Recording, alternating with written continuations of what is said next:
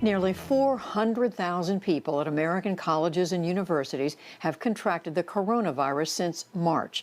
That's enough to fill 4 Rose Bowls. As campuses prepare to start a new semester, the toll is mounting.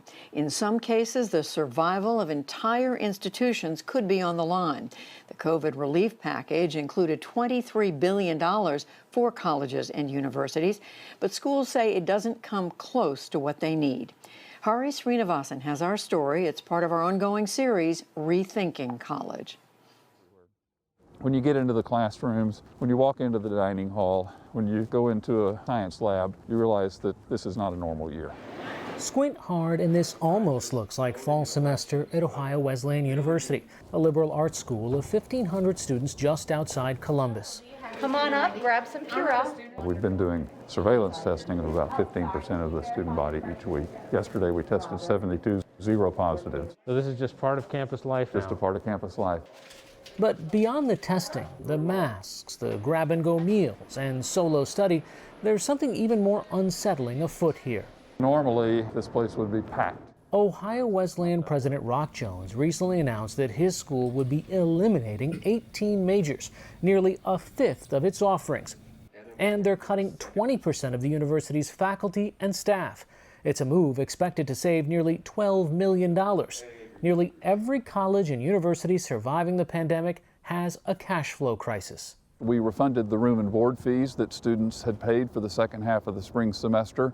We canceled our planned 3% increase in tuition, room and board for this year. That's been a significant loss of revenue.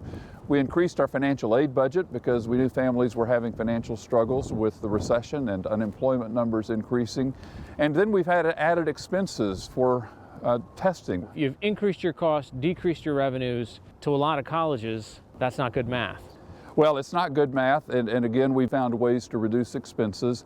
And it's on top of math that's been bad for a decade. Since 2010, enrollment at 2- and 4-year colleges nationwide has dropped by about 2.5 million, driven in part by a smaller population of high school students moving directly to college, and concerns over the skyrocketing cost of college education. A team at Ohio Wesleyan had already begun looking for cuts before the pandemic. I believe that COVID has not created challenges, but has accelerated challenges. It's forced us all to think differently and quickly. But we have to do everything else. Last spring, that meant transitioning to online-only education within days.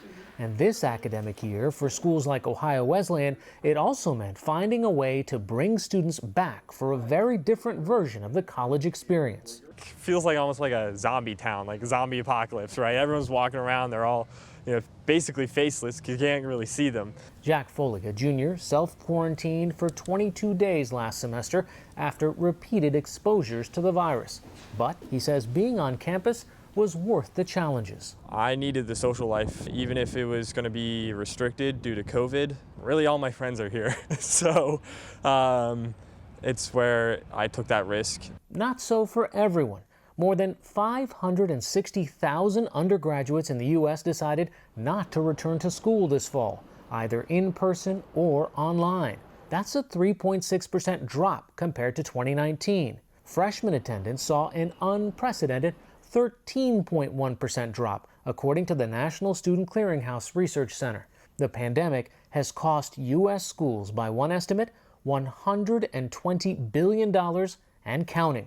It's devastating for small liberal arts schools, to be sure, but also bigger public schools that have seen state support plummet in recent years. The state universities of Michigan, all 15 of them, are facing the most dire set of circumstances many of them ever have since their founding. Dan Hurley is the chief executive officer of the Michigan Association of State Universities. As an example, Michigan State University, one of the largest universities in the country. Right now, they have 15,000 to 17,000 beds on campus that are completely empty because of the pandemic. Michigan State went almost entirely virtual this fall, leaving its 5,300-acre campus in East Lansing desolate. dining centers, huge conference services programs, summer youth programs. All that auxiliary enterprise work went away, and with it tens and tens of millions of dollars. And then you look at the athletic enterprises, U of M and Michigan State among them. I think that's going to be an impact in the tens and tens of millions of dollars. And those dollars don't just benefit the athletic enterprise, they help subsidize other aspects of the university mission. In Ann Arbor, the University of Michigan tried to offer students some semblance of normalcy with mask mandates and routine testing. But within weeks, COVID cases surged. It didn't surprise nursing student Christian Magno. We are very tempted to go and hang out with a lot of people because it's the culture that this campus is. In October, undergraduate students were ordered to stay in their dorms until early November to help bring down the infection rate. And they've been asked not to come back to campus after winter break unless necessary. Most housing contracts for winter and spring have been canceled. I know there's a lot of controversy around it. If you take into consideration human lives, it reduces the amount of interaction that people have with each other. But these moves come at a cost, Hurley says. There's going to continue to be a lot of belt tightening.